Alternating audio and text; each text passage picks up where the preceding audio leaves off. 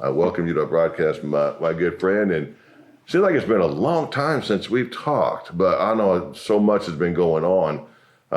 So many things to talk. I don't know where to begin, but it's good to see you. Good seeing you, John Montgomery, and we're kind of waiting here for a few seconds. Yeah, absolutely. Those are some of the perennials that they're starting to get planted. You know, over the years we've had a lot of annuals with the wave petunias, but we'll talk about that here a little bit on the show here in a little bit. I think it's an item because we're going to have a big event coming up on May 19th regarding that. So. Okay.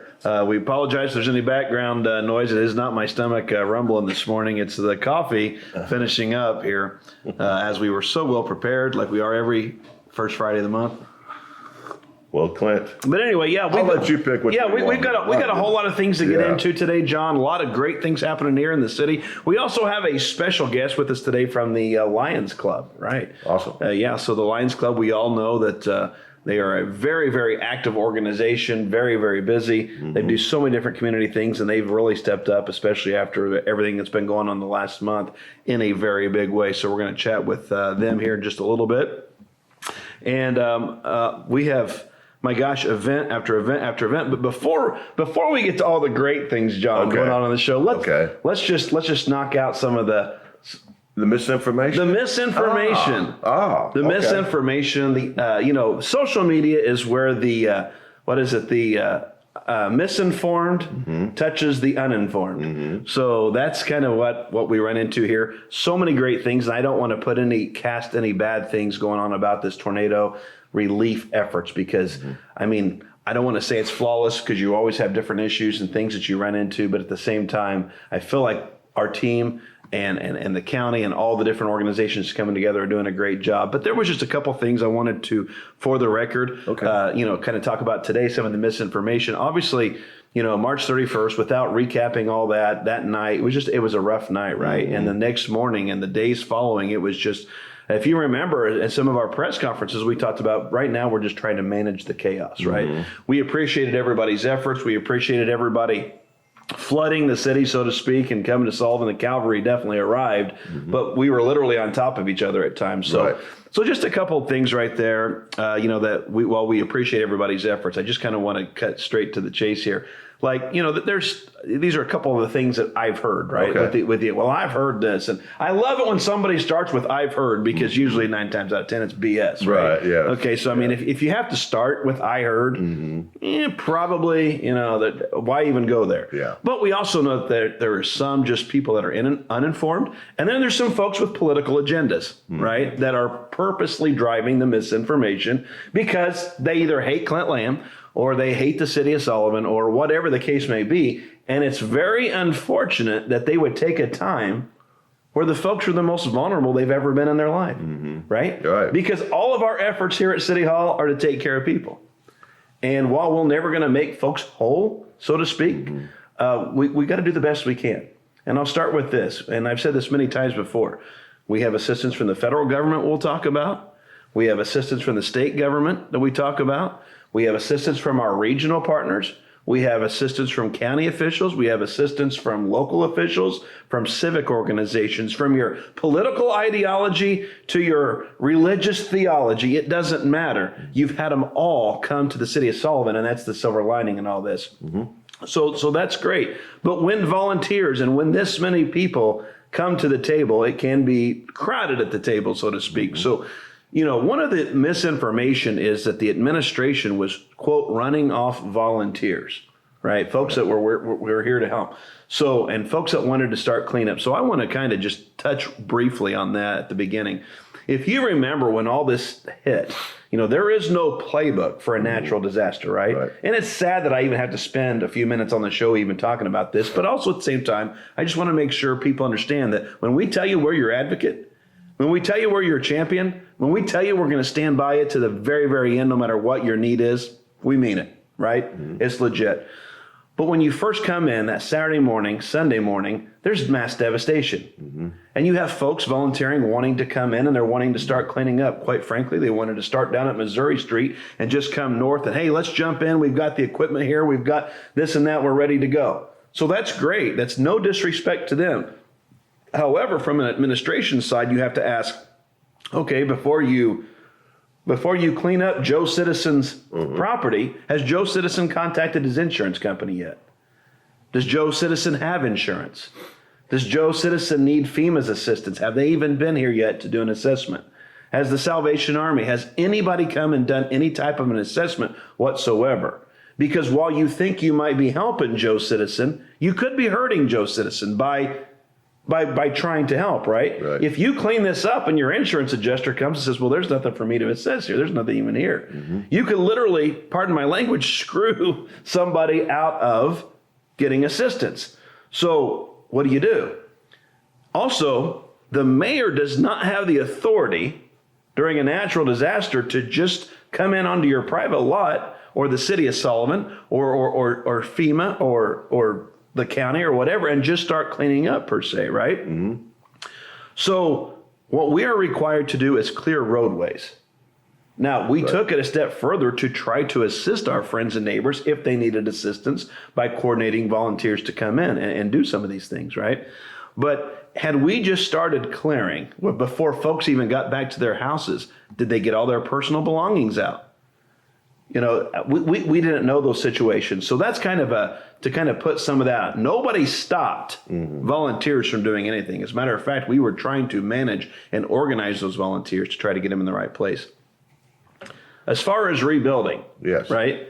As far as rebuilding, in the city limits, it's been this way since I don't know how many years, the 50s, the 60s, when the comprehensive master plan was put in. You have to have a permit to build anything. You have to have a permit to build a garage. You have to have a permit to build a home.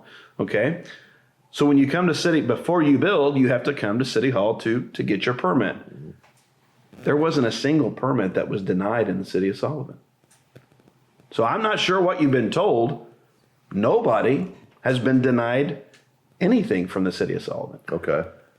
When builders did come in and wanted to start rebuilding, in the midst of while volunteers were trying to get in and clean up at the same time and all this was going on at the same time, I do know that City Hall informed folks, yes, we can sell you a permit, but our suggestion would be get a survey first so you build in the right place and you're not 3 months down the road noticing, well, you accidentally, because you couldn't tell where the addresses were, you couldn't tell where anything was, so this home isn't going to be sitting on the boundary line or on your property. We also advised, you can build today, right? You can legally build today, that maybe talk to your insurance adjuster first before you start building. Maybe see what resources are available to you first. Instead of somebody coming in, throwing up a quick small shelf for you to live in, why settle for a bologna sandwich when you might qualify for a hamburger or steak? Right? Sure. There were vouchers for folks to be able to stay for 30 days, and now FEMA's come in with long-term assistance and things like that. So that's all that was. Nobody, and I repeat, nobody from the Amish community, nobody from anywhere was told to stop. There was no cease and desist orders. That term hasn't even been used in the 12 years I know it exists, but I've never heard anything like that. Okay. Vehicle removal. Once again, the mayor or the city didn't come down and start having vehicles towed off, right? Now, if it became a public safety issue, law enforcement has the authority to remove. If Duke Energy was trying to come in and replenish utilities, they have the authority to move vehicles out of the way. Hopefully all those vehicles have been returned to their rightful owners and everything has been taken care of, right? It was in the midst of a natural disaster and you were trying to do the best thing possible. There was some misinformation that I purposely, 3 weeks after, had a truck towed off. Well, I've talked since to the owner and they realized that even though the thief might have said that the mayor told them that I see. Yeah, I didn't have any thieves go down and steal anybody's property by any means. Yeah. So those are just a few things. And also property acquisition. For the record, right now you heard it here. The city of Sullivan has not approached anyone to acquire their properties. We read on social media that the city's building apartments. Well, the city doesn't build anything. And the city hasn't built an apartment ever, right? The Redevelopment Commission one time built one home on South Section Street, one time, right, in 12 years. So I don't know where that's coming from. I do know there were apartments that were torn down. And if that individual wants to come and rebuild his apartments, then I guess maybe an apartment will come to the south side. I don't know. But this is the free market. It is the private sector. Anybody that owns their property has the right to do with their property what they want to do. Right. The City of Sullivan, the City Redevelopment Commission has not acquired any properties. The mayor hasn't personally acquired any properties. The mayor doesn't work for a land development company that's I don't make dogs pee on certain trees in the park. I've not shut down children's laughter at the city pool. Okay? So just a little disclosure here. When you read these things, I want you to ask yourself, is this person just confused? Or does this person have a political agenda? Is this individual mad at the mayor now? Or has this individual been mad at the mayor for the entire 12 years? Is this a steady, well, we couldn't get him on this, and we yelled at him on that, so now there's a natural disaster where everybody's confused, so it's the pylon. Well, I'm not going to get into the weeds and deal with the political BS, but I do want to make sure that citizens understand and ask themselves these questions. Is this a potential candidate for an office that may be contemplating running? Is that why they're doing the things they're doing? Good or bad? Mm-hmm. Is that why? Do they have a motive? Do they have agenda?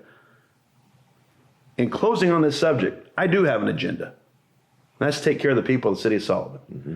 Because when I raised my right hand back in 2012, 2016, and again in 2020, I made a promise to do that, right? To take care of people. And we're going to continue to do that to the end of December 31st. People ask me all the time, has this been challenging? Has this been this and that? Sure it has. But at the end of the day, it's really, I don't want to say it's no different than what you've dealt with for 12 years. It's just now on display for the whole world to see. Because we've been doing these little things and taking care of folks for a long time. But it's not just the city doing it. There's so many great people. There's so many great individuals. There's so many great organizations, all the different levels of government that I just explained that are doing all these things. So the challenge is harnessing all this. And it's unfortunate that we have to sit here and put out fire, so to speak, and pass information because of some folks that have not lifted a finger to help. They've not made a financial contribution. All they have done is try to upset you, the citizens of the community. And that's unfortunate. Having said all that, John, we talked about the great organizations and the folks that are here for the long term. We talked briefly about the immediate days afterwards and the why things were going the way they were. Oh, also, and one more thing. Pole barn houses are allowed in the city of Sullivan. That's my last one there. Okay. That's been a topic. Is there not one on Section Street? Yeah. Is there not a few in the city? So there's no new rule. Now, according to the ordinance, your house has to be like over 900 square feet, right? Uh-huh. There's no building material ordinance. Now, if you're rebuilding during the recovery, there's a long-term recovery team effort that is going to have an individual that is going to oversee construction. Homes will be inspected to make sure that they're safe, to make sure that there's no faulty wiring, to make sure that they stand up. And it's not just for aesthetics, it's for safety and long-term protection for the citizen and the community. Okay, so there's that. All right, hopefully if you don't watch the entire show, we at least got that information out to you there. And once again, if you ever have any questions or anything, feel free to contact us at City Hall at 812-268-6077. And thank you to the ones that have. Mm-hmm. It has been fantastic, the ones that have said, I've heard this, and they've came in and talked to us. Mm-hmm. They've came to a city council meeting. They've called the mayor, and I've met with them personally. I've gone to their homes, gone to their areas, wherever they're staying. There are so many great stories of just good. Yes. The greater good that's prevailing through all this. So hopefully we want to talk about this anymore. But I'm sure, once all this gets put out, then there'll be other things that jump up. And well, what about this and what about that? Because unfortunately, they can't get you on a natural disaster, so they just do whatever they can, John. Well, as somebody would say, sorry, folks, fake news, fake news, fake news. This is our monthly chat with the Mayor Clint Lamb here on WNDI, AM and FM Sullivan, live on social media. Again, it's all brought to you by Jude Mills Country Financial Services. See Bride and June for all of your auto, home, life, and retirement needs. They're glad to be with you and to help you get through this trying time. And again, if you're thinking about retiring, make sure you get in contact with them and see all the many different programs that they have to offer. And you talked about all these different people and organizations, and you have a guest here today that is part of one that has been very helpful. Yeah, exactly. And to kind of lead into this, obviously when this initially happened, folks were willing to help. They wanted to send financial contributions. They wanted to send food. They wanted to send supplies. But once again, the cavalry arriving, all kinds of things were coming in. And then you were trying to manage the chaos. So the Civic Center was opened up to acquire some of those items. The downtown gym had been opened up to acquire some of those items, thanks to Dr. Lim. And then Sweet Peas and Recovery Cafe on the south side of the square. So you had multiple kind of different factions doing different things, and all of these things coming on. And I believe you had the Red Cross or some different groups originally starting some of the recovery efforts. But once again, we keep talking about how this is long-term recovery. Right. So there is an organization that stepped up and kind of took over some of those operations as far as the long-term recovery, making sure people get supplies and goods and things like that. And that is the Sullivan Lions Club. So, sir, if you would like to come onto the show this morning here. Well, thank you for having me. Yeah. Very happy to have our guest here today.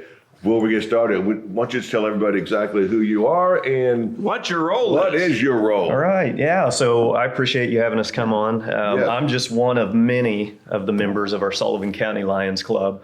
My name's Chris Gentry, the president of our Sullivan County Lions Club. I apologize. Yes, ladies, let's do an official welcome. Ladies and gentlemen, Chris Gentry from the Sullivan County Lions Club. I apologize. We're a little sidetracked here. So, yeah. So we kind of we haven't been around too long, really. We kind of covered the whole county. There used to be a Sullivan Lions Club. There used to be a Carlisle Lions Club. There still is a Duggar Lions Club. Mm-hmm. But it's become a challenge with any civic organization to keep up membership. So in the heart of the pandemic, we kind of organized and tried to figure out how can we revive the Lions Club within our county in a bigger way. So we kind of brainstormed and thought, maybe if we took a county-wide approach and really brought it back, because the Lions Club does tremendous efforts worldwide, not just within our state, within our region. And if you don't mind, touch upon that just a little bit, some of the different things that the international Lions or the national Lions do, and then compared to what you do locally. So internationally, the Lions Club has really always been focused on vision. I always think of glasses, right? Everybody thinks of glasses. Yeah, the Lions Club came in and gave you the free eye testing. So the Lions Club started in 1917, but really it was a charge by Helen Keller in 1925 that said, for the Lions Club to be Knights of Vision, so bringing light to darkness. Sure. So that's really why the Lions Club are known for vision, but it's branched beyond that because there's so many needs out there besides just vision. Now that's our number one focus, but it also includes hunger, childhood cancer, diabetes, as well as the environment. So obviously with what happened here recently in Sullivan, that there was all of those needs kind of wrapped up in one. Gotcha. So we came into existence in about 2020. That's when we were chartered. We had about 30 during the pandemic, so it was just kind of about 30 chartered members that started. There's a core group that kind of jumps in and does a lot of stuff. But yeah, we just started to see, okay, where can we help as a civic organization, but where can we partner with the other organizations within the community? So the Salvation Army, the Rotary, you mentioned Red Cross coming in for this emergency type situation. Where could we leverage those relationships to try to help our county at large in a bigger way? So that's really what's been our focus the whole time. So we cover all of those things here locally too. Some of our members are involved in statewide efforts that cover the childhood cancer situations, but you think of the health of our community and a lot of those needs too. So we have had health fairs and things like that we've tried to engage in those efforts, but also vision being a big part of it. And I know you guys even had a summer camp last year. We did. We can go through a lot of different things that we've done. But so we do all of the vision screenings within the schools. And part of what we seen too was a need for kind of engaging kids throughout the summer because there's a lot of different things for them, but to try to help them outside of the school hours too, and to just bring the Lions to families that were in need that didn't have the capabilities to get out maybe of the community. Sure, makes sense. So much. So we did do a couple years of summer camp down at the park where we used the shelter house, used the park facilities, and had a really good turnout. There's kids today that remember those days of the ladies that were helping during the summer camp days. So yeah, that was a great event that we were able to. Well, we had this disaster, so you're sitting there with your group saying, we've got to do something. So what was the first step that you wanted to, that you guys did, and how did you get involved? You know, there was a lot of needs. Yeah. So it was like, how do you get engaged on some of these needs? Where do you start? Yeah, and that was your case. So I remember the day after, just seeing the magnitude of destruction and knowing that there were others like the Salvation Army that immediately was there in the night hours of when it first hit. Yes. So that was the first organization we kind of reached out to see, okay, what can we do to help? They're always first on the scene. They're always first on the scene. They do great work. Michelle and her team are just amazing. 100%. So we knew we could maybe help partner there because we've got a lot of ladies that like to cook, and I know the Salvation Army was setting up to serve dinners, lunches, dinners, breakfast. Around the clock, for everybody that was impacted, but also all of the people that were out on the scene trying to help these families in that trying time. So we started to purchase through some of the resources that we had. Through all the fundraisers that we do, that's why we're here. Yeah. If we didn't, my comment was, if we don't engage now, why are we doing this at all, right? I mean, big time. Yeah. So it was time to step up to the plate and do something. So we started that way, and what we ended up doing, you mentioned all of the donation centers that came to existence. So we were like, well, let's just go reach out and see what the true needs are, because when you have what we've learned, a disaster, you get a lot of stuff roll in. And you don't want to turn things away, but at the same time, now you've just, all of your efforts are managing things that quite frankly you don't need or whatever. Yeah, so you get a lot of certain items that aren't necessarily being used, and you get a lot of other things that you don't get enough of that people are in. And it's not like you could, if you had an overabundance, you couldn't just send it down to Our Father's Arms. Because Our Father's Arms was impacted. So that added to a lot of these logistic issues and things. So we started hopping around to each of these facilities just to say, okay, what are the needs? What can we supplement that you're not getting enough of that we can help out? So little by little, we started doing some of that.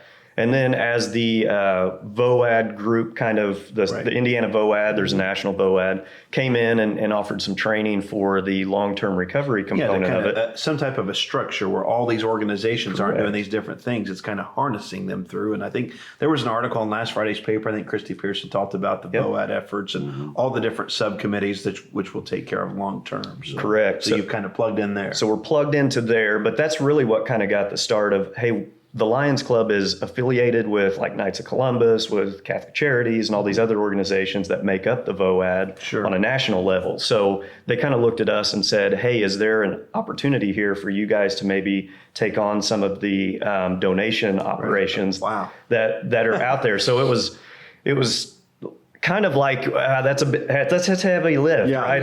But by the way, can you do the biggest chunk here? Because what had happened was the Civic Center obviously is an event center and had to get back in operation because you had days rented out. Yeah, and there was some information there like, why would you shut down? And it's like it's not. I mean, we can't cancel the bride's wedding day forever, So, and we knew that the downtown gym was going to be open temporarily. Yep. We knew that the south side of the square was going to be open. So we were just one by one, kind of harnessing all these things. So for the record, the Civic Center, nobody was thrown out of the Civic Center, so to speak. It was just we had to gradually get back to business as normal, just like we do here. But yet at the same time, make sure that we were still providing the supplies, which nobody went without. No. Just the facilities were moved. So clearing some of that up too. So that was a well-managed organization to pull this back. How can we plan this out to be as efficient as we can to move that operation to another location?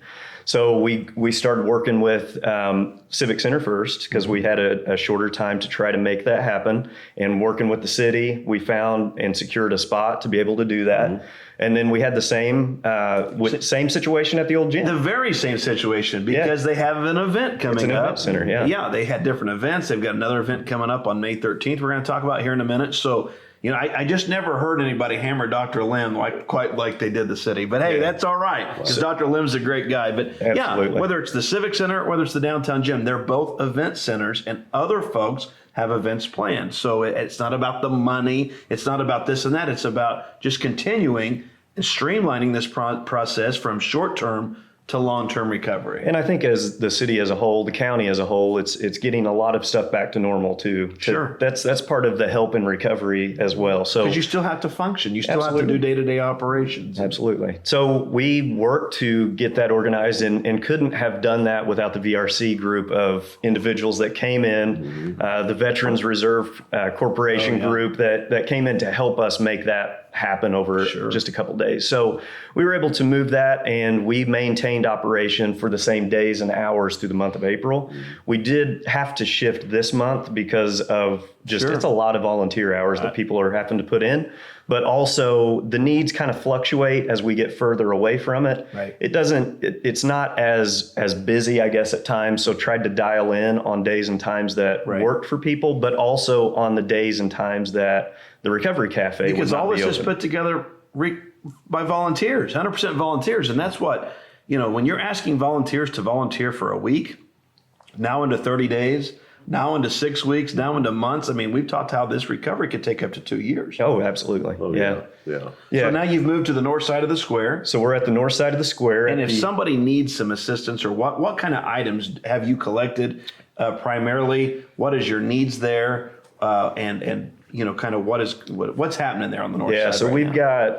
got, since day one, we've had non-perishable items. We got a lot of baby items that came in, which is a good thing because we've been able to help other organizations that have those needs to get those diapers, wipes, formula out to young mothers, young kids. So we've been able to partner because there wasn't a lot of kids that were or babies that were impacted in all those different sizes. So we ended up with a surplus of that we've worked to make sure we get those in the right hands. So Very good. The big thing I think on the diapers and baby side, we have seen a lot of newborn sizes that have been a need here locally. So we are still in need of those, but everything from baby items to non-perishable items, as well as hygiene, cleaning supplies, all of that stuff is what we brought in and are still giving out to those that are in need and distributing those on the shorter days and hours. And what are those days and hours? Yeah, So the days and hours we are in operation are Tuesdays and Wednesdays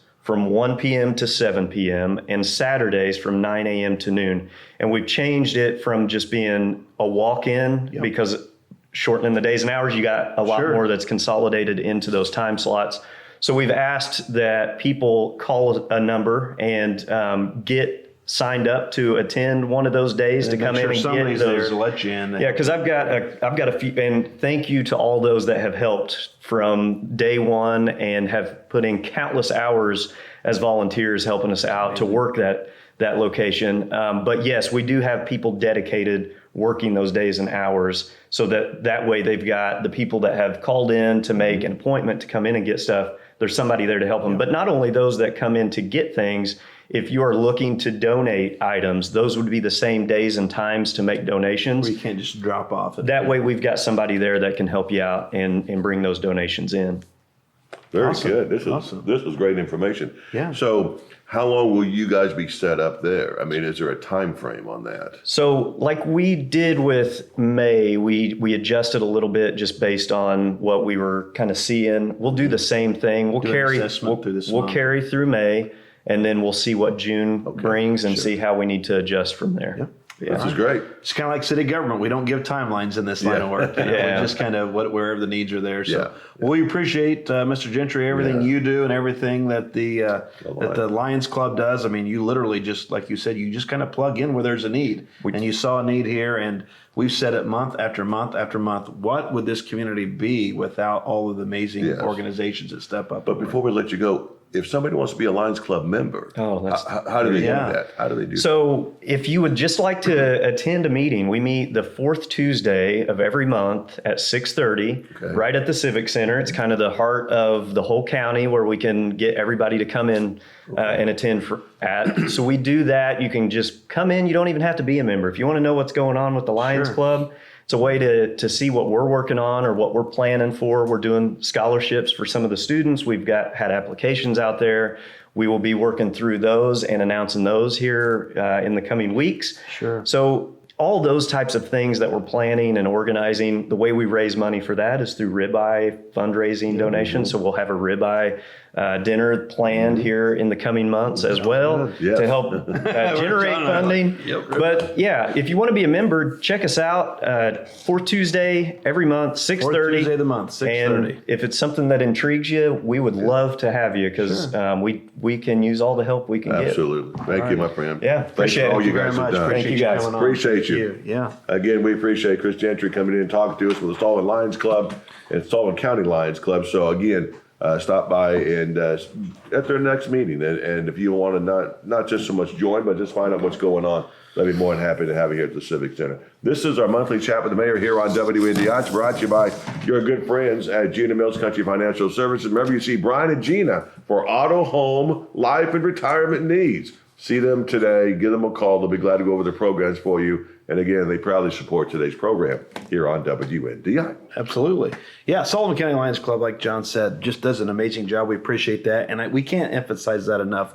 Fourth Tuesday of the month at 6:30. I think we have a lot of good people in our community that want to get involved somehow, but they're just not sure how to plug in. Yeah. This is a perfect opportunity. If it's been laid upon your heart, hey, I want to step up in a big way or a small way, or I don't know if my gifts or talents or this or that, it doesn't matter. Please step in and don't be a keyboard warrior. Step up. Do something and help out and make a difference and make an impact. And you can do that through the Sullivan County Lions As Club. much as I know you want to get to a lot of stuff, but as much as we've had so many great people help out, where would this relief recovery be without people like the Lions Club and Michelle's group of Salvation Army? Oh. How far back would we be and get to where we are now? It's amazing what they've done. It's just amazing what they've It done. is, and while our hearts are still heavy, right? We're still mourning the losses and we're still grieving with those that have lost and the ones that, lost loved ones, the ones that have lost their property, the ones that are still deciphering through all this. And now that we're past 30 days, now the anxiety sets in, right? Mm-hmm. Like, where did all the help go? Gradually they're starting to smooth things out.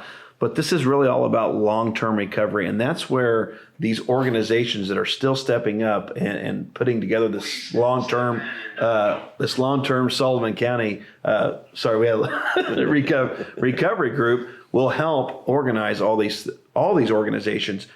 We've said this before. Where would the community be without them? I know. I mean, the Salvation Army that night to step up again. And like I said, it's no surprise they always do. The Red Cross. And I hate starting to name them all because there were so many. Right. The different churches, the different organizations, the people that just sent resources from all over the state of Indiana and that continue to send resources. The telethon that was on WTWO. Right. We were on High 99. I mean, you name it. Just the outpouring of support. And those things aren't done yet. So between the civic organizations, kind of talk about, an update you here with the tornado relief efforts. We mentioned the federal government, where now FEMA is located as a FEMA disaster recovery center right here at City Hall at 110 North Main Street. So be sure to come in, right? Be sure to see if you qualify. You've got to get registered. You got to get it checked out. So definitely come in and see the folks at FEMA, the SBA, the Small Business Associate or Assistance or Association, whatever that is. They're not only helping small business, they help individuals too. You can get low interest loans while you're still waiting on your insurance to settle, so you're not at their mercy. Like, okay, just send me whatever. No, you have a little bit of a cushion here. So there's, I highly recommend that folks come in here. It's a free resource. It is set up due to the President Biden signing the disaster relief bill or whatever it was he signed there, and taking that action. And the reason he did that is because of Governor Holcomb sending it out. So, we talk about all these things all the time, and we hear all the time that government's dysfunctional and government's bad and this and that. But honestly, I have nothing bad to say about from the White House to the State House, to our state senators, to our state representative, State Representative Borders, Senators Bassler, Senators Ford, Governor Holcomb. I mean, we've been in contact, pretty much nonstop since the day that he came down. Lieutenant Governor Suzanne Crouch was the first to arrive on the scene. Senator Braun's office was here for a couple hours the other day. So it's just unbelievable how they've all come together. And we're going to need those folks, not just at the beginning, but we're going to need them for long-term effort. Yeah. So I want to remind folks, one thing, you can also check out the Sullivan County Lions Club by checking out their Facebook page, and also go to, I believe it's called Sullivan County Long-Term Recovery. There's a Facebook page with all of your resources there, Sullivan County Long-Term Recovery. If you search that on your Facebook page, please go there. That is your 211. That is your information center where all of these contributions, and we kind of want to get that into the, we talked about the supplies, but there were also a lot of financial contributions made.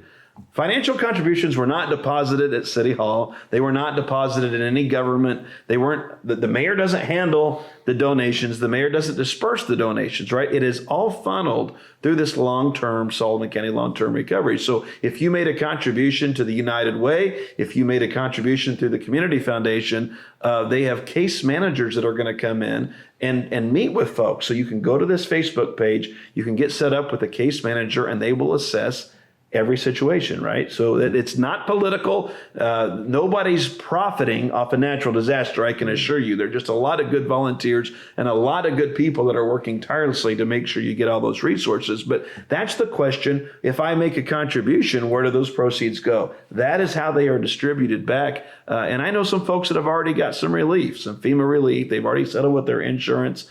As far as the properties, some are going to rebuild, some aren't going to rebuild. I've seen for sale signs down there.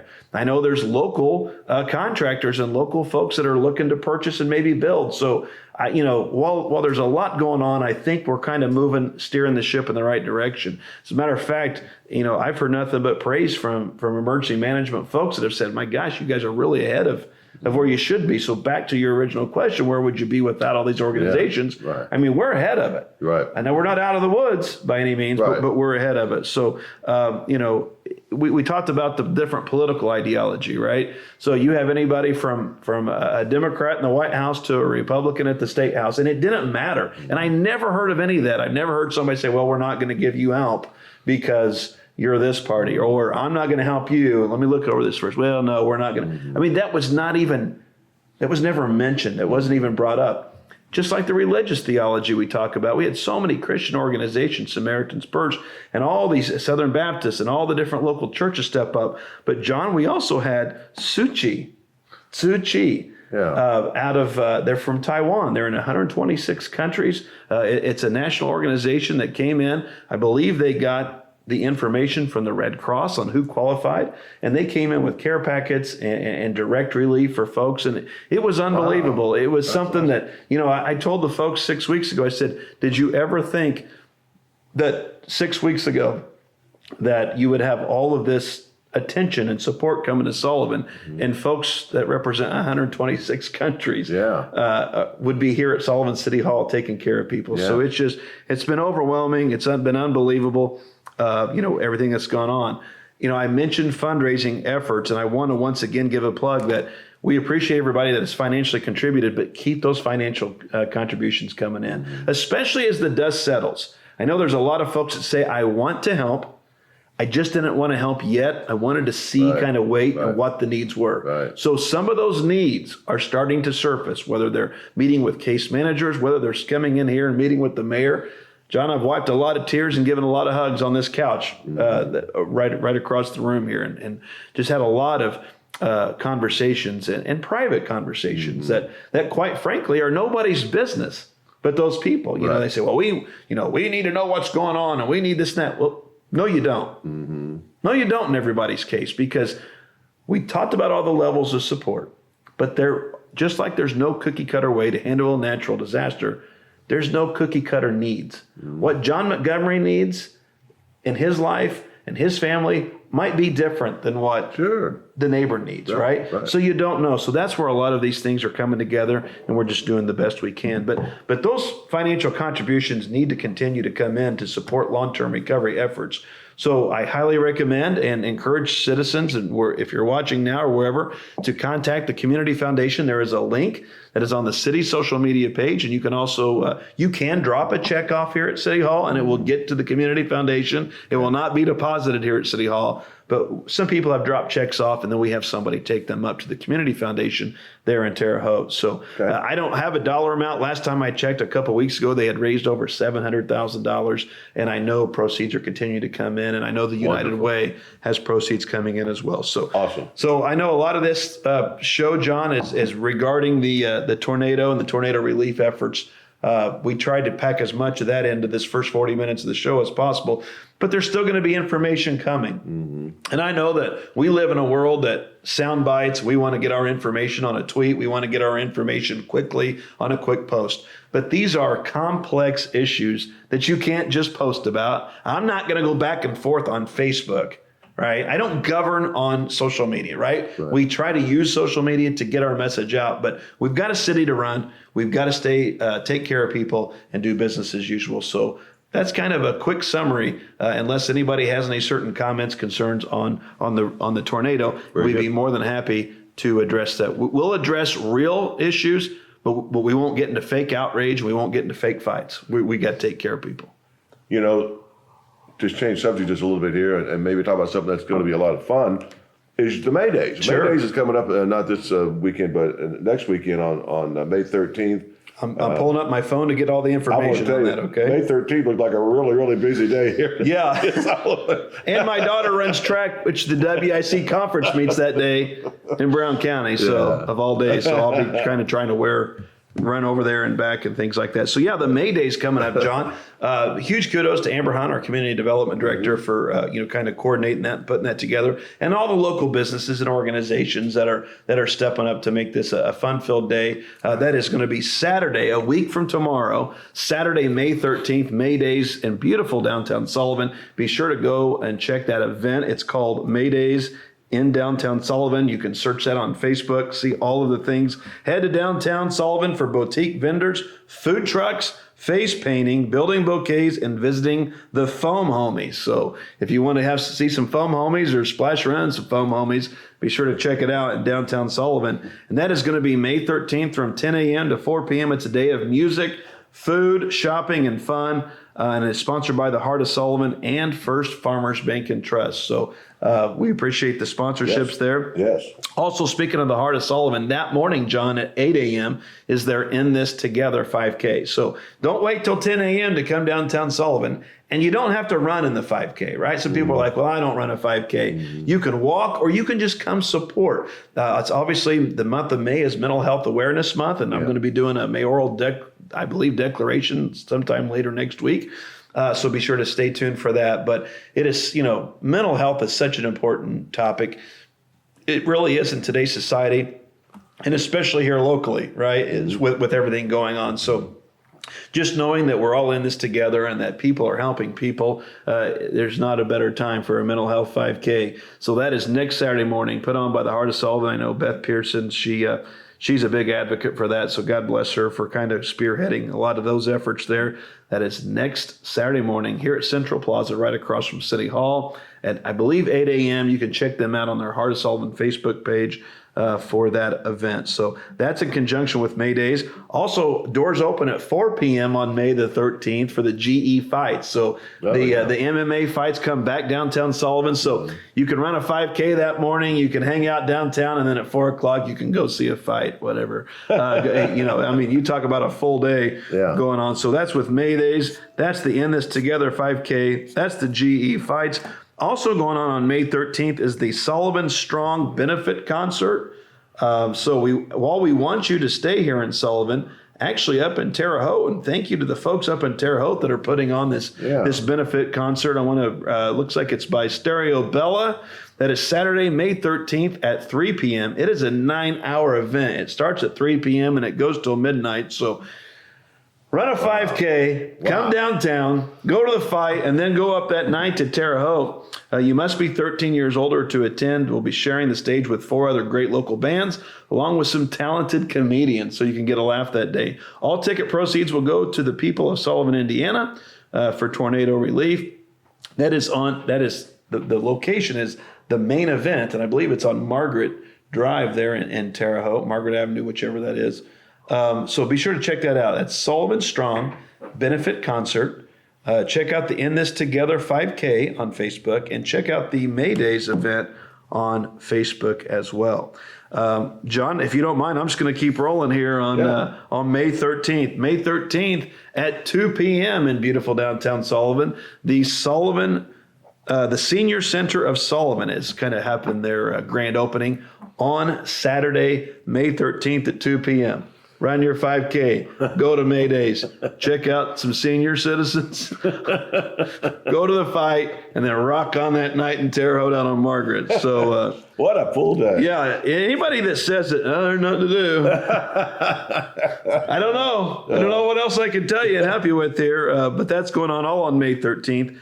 But John, there's more things going on, even more than May 13th. Well, the senior center. What are we hoping to get with that? What's the idea behind it? Is it something that's going to be open all the time for people, or? So I think they're in their infant stages, right? Okay. Right. So they're just kind of getting started. They're trying to get organized and coordinated. It's one of the things that came out of the comprehensive master plan that a community our size and with an aging population, there was really no senior center, so to speak, right? That we used to have one years ago at different locations and, all kinds of, but basically it's just kind of been dormant over the last few years. So, full disclosure, it's not a City of Sullivan senior center. It's a senior center that the city wants to support, the city wants to assist. We got a lot of good folks that have stepped up and volunteered to be on the board, but they're just kind of navigating through the logistics of how to get open. So right now, tentatively, they're going to be on the south side of the square and the downstairs and the kind of the lobby area there at Flaherty and Collins, the Sullivan Historic Lofts. They're on the south side of the square, but I don't want to tell you all about them. I don't want to steal their thunder, but you can go to Sullivan Senior Center of Sullivan. Okay. I believe they have a Facebook page. No, the Senior Center of Sullivan, Indiana. It's a group. You can check them out. Looks like there's 222 members. Looks like their catchphrase is still running the race. Oh, well, that's good. So, yeah, they are still running the race, and I know there's a lot of great people. They're pro-Sullivan. They love people. They want to come together to put on some different events. So, I don't know. I think they want eventually a permanent, location with meals and everything else, but I think they're just kind of trying to get organized, trying to get coordinated, just like every other organization. A lot of people have a lot of good ideas, right? But when it's time to step up and put together the logistics and actually implement a lot of these ideas, well, that's where the Lions Club and the Rotary Club and the Salvation Army, they probably find out that, not everybody's always there to help pull that wagon. Right. They'll help load the wagon. Yeah. As my dad said, boy, you can load that wagon. Just make sure you can pull it. Yeah. Right. So I don't want to overpromise and underdeliver for the seniors, but I'm really inspired to see that they're making an effort to put something together, and I'll kind of let them talk about a lot of those things. Clint, we talked a little bit about how beautiful this downtown gets it's all every year, every day of the year it is. But I mean, during the your sun's always shining in Sullivan. Just like you got flowers being bloomed here, and so you got a flower flood coming on May 19th, which will be very exciting for people to see. Sure, flower flood, and before I jump into that, we also had some tree planting. If you notice, if you drive around at the 911 office next to the post office, you can see along State Street, there's trees. There's trees right here on Main Street, right across the street. You're going to see some tree planting down on South Court. You're going to see some tree planting also on East Washington Street coming up here soon. Trees and some housing as well. So we can talk about that too if we have time. But the flower flood, John, is May the 19th. You can go to the city's Facebook page. Let me jump on there real quick. The city's Facebook page. The annual flower flood is back. Preparations have been made. That is going to be Friday, May the 19th, and that's beginning at 8:30. So all civic organizations, any business, I know, here's a shout out to Ohio Valley Gas because they step up in a big way every year and help with the flower flood, and just individuals, right? Citizens that want to step up. I know the Sullivan County Garden Club, they step up and do help as well in a big way. Gardening tools can be provided if they're needed. There'll be flowers around the downtown area, around the Sullivan Civic Center at the Central Plaza, and along the Solly Trail. So down around the library or in Lover's Lane, there'll be flowers planted down there. I just think it's always been important, but after everything we've gone through, I think you're starting to see the value. You can't put a dollar value, right? On flowers and on the spirit of the community. And it's not just for aesthetics. It's for it's an emotional impact. It's uplifting. It is. It's uplifting. It's a spiritual impact. It sends a message. This community cares, right? Take time to care is more than a catchphrase. They care, and it's great because it's not just the city doing it. Once again, everybody has flooded the downtown area for the flower flood. So that's going to be on May the 19th. It's a Friday morning at 8:30. And if you check it out, you can see some pictures on there from years past. Also, John, I believe it started last night, every Thursday night. The mosquito sprayer truck has started. It's that time of year. Well, while everything's in bloom, that also means little pests come along with it, right? This time of year. So the City of Sullivan continues, with business as usual. We're able to manage a natural disaster, coordinate civic organizations, work together, but we also got to take care of the day-to-day operations. So the mosquito spraying truck will be going out every Thursday night. While the chemical is not harmful, we recommend that children please stay out of the street and not chase the fog machine down the street. It's more of a mist. It's a kind of a different chemical that they use now. So that's going on. Tree planting, the flower flood, the mosquito spraying, and then also, John, in the entire month of May is a citywide cleanup, right? And I don't want this to be misconceived as this is because the tornado cleanup is a totally separate initiative, right? A lot of those efforts were happening, and a lot of those dumpsters were brought in and hauled out. A lot of debris and material was taken out to the Sullivan County landfill. This is not a cleanup for necessarily tornado disaster, right? This is just the annual cleanup, right? We've done this every year, at least for the last 12 years. I've had a cleanup, but for the last 4, it's been an entire month long. So, it's not like, well, I can't be there that Saturday. Well, there's going to be a Saturday. There's going to be every day during the week, Thursdays till 7 p.m. So if you're working, doesn't matter. We're going to be here till 7 on Thursdays. If you don't work weekends, you can come on one of the Saturdays. So be sure to, once again, check out the City Sullivan Facebook page for that information that'll be coming out. So no more excuses, right? You get a chance to clean up for the entire month of May. That's going on. And those efforts are at the Sullivan City Garage located on South Broad Street here in Sullivan. So citywide cleanup, flower flood, tree planting, the Sully Greenway System trails go, and the Sullivan Neighborhood Revitalization programs go. As you drive around the city, whether it's on South Main Street, whether it's here on North Court Street, there's a home going up across the street, up on State, up on Broad. And I know the Redevelopment Commission has recently, I believe, awarded several other properties that they had acquired over the years for private development, right? And it's my understanding that the ones that were recently awarded, they're all local folks that are just wanting to come in and build some homes. Of course, there is still, T&H Investments still continue to move forward with their townhomes and things going around the city. So, but the houses you see being built right now are not being built by the city. Once again, they're not being built by the mayor. This is private development, local private developers that are coming in, and these are building homes for sale. These aren't duplexes. Right. These aren't apartments. These aren't rentals. These are homes, market rate homes that are being built. Infill housing, so to speak, right? They call that infill housing because these are areas where the homes used to be, and they've been eliminated, and now you have to infill and replace and replenish. So I know there's going to be some homes built down on East Washington Street, just so many all around the city. So things going on. Wow.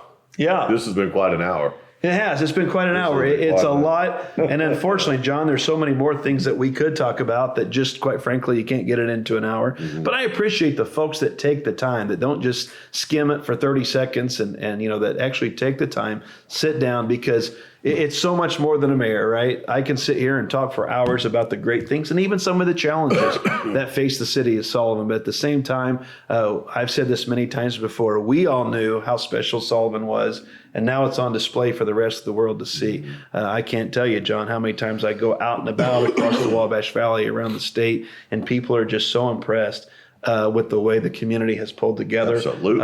It really is to take a bad deal like this, and if there is a silver lining, it's the outpouring of support from folks from everywhere. And John, once again, hated to start our show with in the way we did, but at the same time, you just got to kind of sometimes put out some of those fires, and we'll continue to put out the fires when it comes to tornado relief, but we won't address BS issues. I mean, look, we're not going to go down a rabbit hole and continue to go down every other rabbit hole because, once again, we just encourage residents to fact check and make sure. And when you see a post, consider the source and ask yourself, is this person really trying to uplift, to be positive for the city, or are they just starting flat lies and innuendos and things like that? So many great things going on, John. Thanks again for having another great month. Yes, My gosh, we're worn out. Once again, thanks to Mr. Gentry for representing the Sullivan County Lions Club today and joining us here on the show.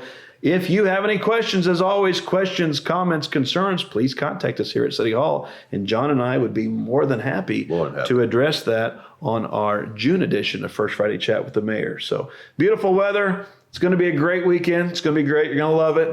It's going to be huge. It's going to be great, though. It's going to be great. It's going to be great. Our brighter days are ahead, my friends. Stay tuned. So many special announcements coming up over the next couple of months. Some gold shovels are going to be going in the ground. Street paving, we're going to do $1 million worth this year. So stay tuned. Awesome. Probably late summer, early fall for that. And continued sewer and infrastructure upgrades. So many great things going on.